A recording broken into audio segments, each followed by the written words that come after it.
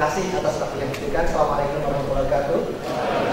Bapak dan Ibu serta rekan-rekan dan adik-adik sekalian. Topik yang ingin saya bawakan hari ini tidak jauh dengan apa yang ada di sekeliling kita sehari-hari, yaitu tentang data, tapi dikaitkan dengan hal yang berbeda, yaitu tentang COVID-19. Nah ini Facebook ya, ini data di sekeliling kita ini luar biasa besar. Ya, contoh yang paling mudah adalah ini ya, sosial media. Semua di sini saya pikir sebagian besar dari kita sudah familiar dengan sosial media. Facebook ini kalau lihat dari jumlah penggunanya 1 miliar lebih. Jadi kalau Facebook ini sebuah negara, maka Facebook ini adalah negara terbesar nomor 3 di dunia. Kemudian kalau dilihat ya, ini Facebook ini 23% dari pengguna Facebook ini seperti sholat ya, sehari lebih dari 5 kali mengecek status Facebooknya. Kemudian ada juga data statistik yang menyatakan bahwa 48% dari pengguna Facebook berusia 18 sampai 34 tahun mereka mengecek status Facebook ini ya pada saat mereka bangun tidur. Dan 28% di antaranya bahkan mengeceknya sebelum mereka bangkit dari tempat tidurnya. Ini menunjukkan bahwa Facebook ini sebagai salah satu media ini, sosial media ini sangat besar pengaruhnya kepada masyarakat kita di lintas negara termasuk di Indonesia juga. Kemudian 350 juta dari foto itu upload tiap hari. Bahkan Bapak dan Ibu ada aliran baru sekarang. Jadi kalau dulu kita mau diajarkan satu orang mau makan itu berdoa ya. Tapi sekarang ini sebelum makan ya, kita foto dulu ini makanannya, kita upload, baru kita berdoa dan kita mulai makan gitu. Jadi bisa dibayangkan bahwa data yang diupload di sosial media yang bisa kita akses, yang sekarang tersedia luar biasa besar dan juga sangat beragam. Bukan hanya berupa teks, bukan hanya berupa angka, tapi juga multimedia, foto dan juga video. Twitter pun demikian juga. Ini juga luar biasa besar, 500 juta lebih penggunanya. Dalam secara rata, satu hari ini ada 400 juta tweet yang di broadcast, berkicau. Kalau saya hitung rata-rata 1 jam di dunia ini dalam 1 detik ada hampir 5.000 kicauan yang bisa kita lihat di Twitter. Ini termasuk dalamnya ini yang terkait dengan X ya. Nah, yang menarik dari Twitter ini ternyata Twitter ini menjangkau juga bagi mereka yang usia 55 sampai 64 tahun. Mereka juga aktif, paling aktif pertumbuhannya ini ya dalam berkicau di media sosial. Nah, hal ini dapat kita simpulkan bahwa data demikian besar di sekeliling kita, kita bilangnya big data ya. Kita berada di tengah lautan data yang menerpa kita.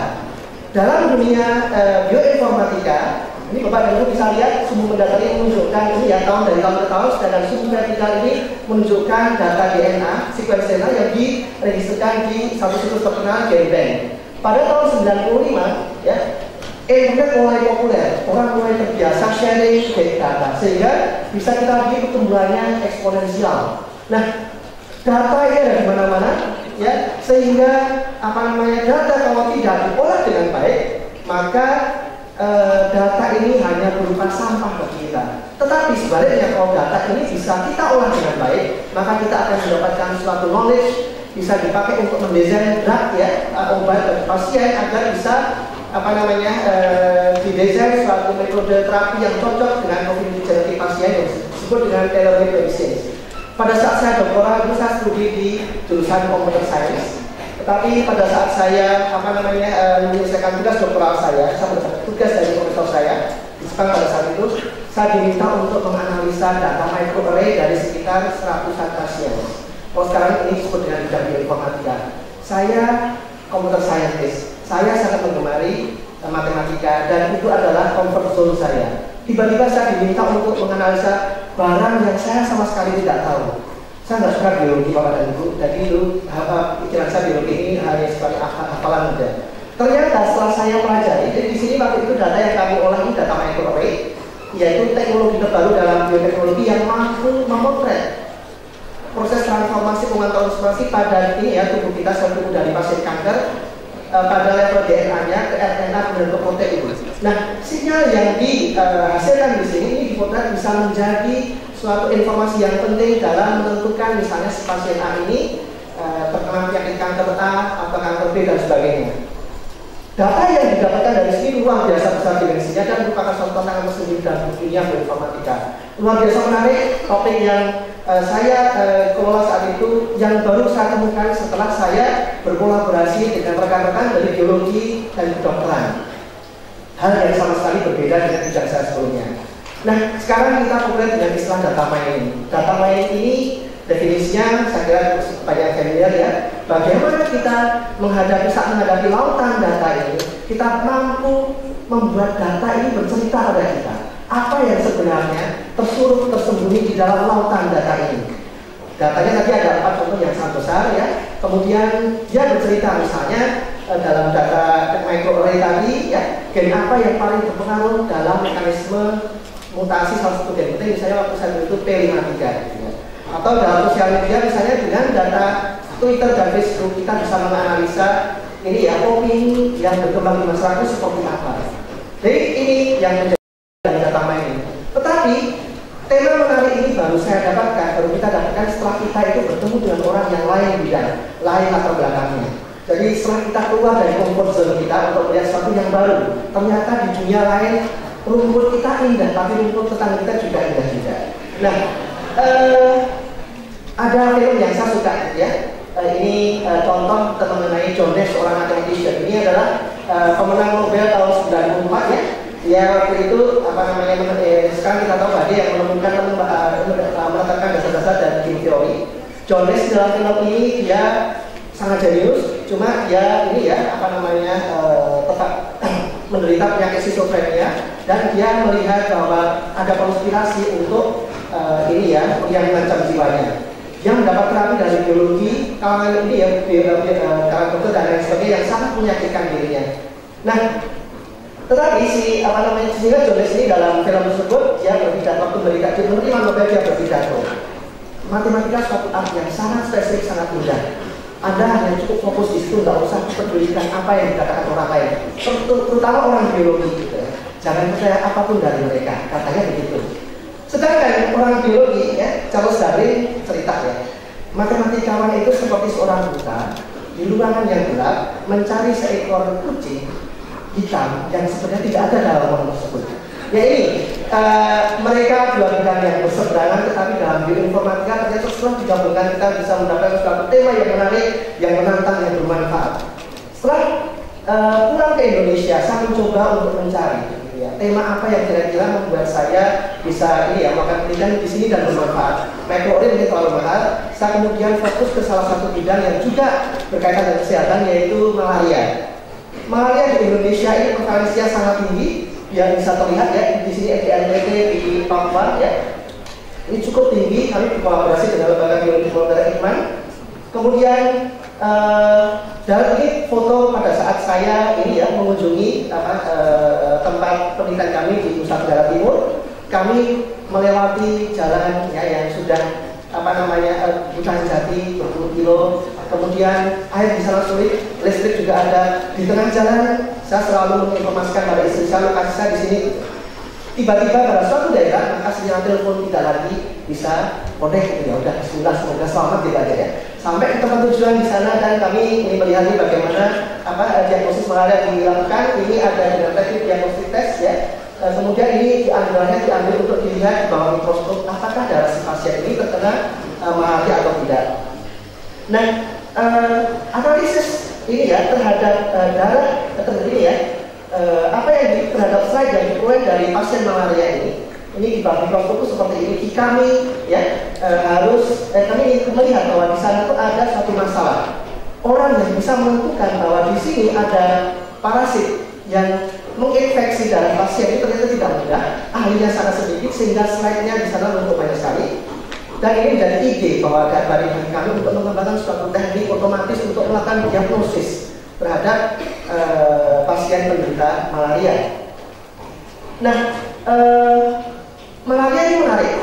Pada saat suatu slide yang diambil dari yang berisi ini akusan darah dari data pasien yang berada di bawah mikroskop. Ada beberapa hal yang tidak kita ketahui, apakah dia ini terkena oleh malaria atau sehat. Yang kedua, kalau dia terkena malaria, ini spesies parasit apa yang diinfeksi pada badan darah si pasien?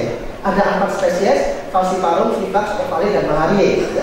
Nah, ini ada hal yang menarik lagi yang saya temukan di sana. Saya temukan suatu keindahan lagi ya, bahwa ternyata identifikasi parasit ini bukan hal yang trivial dari sisi computer science. Parasit ini hidupnya mengalami siklus dalam tubuh ya, di mana pada saat parasit ini ditularkan oleh nyamuk Anopheles betina saat menginfeksi tubuh ini ya, pasien, dia akan menyerang sel hati, dia akan membelah dan sebagian di antaranya akan menyerang ke sel darah merah.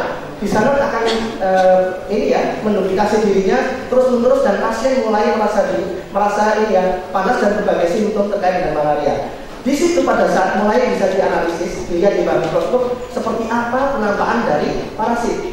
Ternyata yang saya dapatkan dari 4 jenis parasit ini, mereka punya bentuk atau morfologi yang berbeda. Ini adalah gambar sel darah merah yang sudah terinfeksi oleh parasit plasmodium, dan ini adalah sel darah merah yang sehat. Ini adalah pada fase ring stage. Keempatnya punya morfologi atau bentuk yang berbeda. Tetapi seiring dengan siklus hidupnya, maka morfologinya berubah. Ini pada saat chromozoid stage, kemudian chromosome stage, dan kemudian gametosis stage, bentuknya mereka berubah. Saya jadi teringat, ini ada satu hal yang menarik bagi saya. Saya jadi teringat ya, salah satu bidang yang sepertinya adalah biometrics, seperti yang dipakai di KTP kita, mengenali seseorang dari sidik jari, iris maupun wajahnya. Ada salah satu kasus dalam biometrics, kita ingin mengenali orang, tetapi wajah orang ini berubah. Nah, ini contohnya pakai gambar saya jangan gambar yang lain. Ini saya umur 2 tahun sampai umur 32 tahun. Dan ini sekarang umur saya 44 tahun. Ada perubahan morfologi pada wajah saya. Maka, upaya untuk mengenali keberadaan parasit ini ibaratnya seperti mengenali 4 objek, 4 orang yang tiap hari wajahnya berubah. Nah, ini jadi suatu hal yang menarik, tantangan yang menarik bagi kami di bidang computer science untuk mengembangkan suatu metode yang mampu mendeteksi keberadaan parasit yang demikian.